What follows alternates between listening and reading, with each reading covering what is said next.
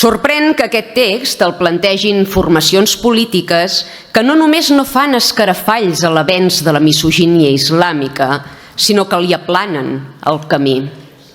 Esquerra, l'encarregada de normalitzar la vexació a la dona dins aquesta cambra, introduint amb calçador la primera diputada que es cobreix els cabells i el coll per no provocar sexualment els homes, assenyalant així com a font de pecat el sexe femení i com a potencials pervertits i depravats els diputats d'aquesta cambra.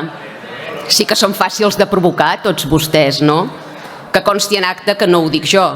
Ho diu l'islam i ho diu indirectament la diputada d'Esquerra a través del mocador que du al cap. Un element misogen que aquesta cambra ha comès l'error de tolerar. I ara parlen d'erradicar la violència masclista? Ara ens volen alliçonar? No és violència rebaixar la dona a mer objecte sexual? Comprar el discurs retrògrad, arcaic i misogen de l'islam polític, normalitzar-lo i implantar-lo dins aquesta cambra?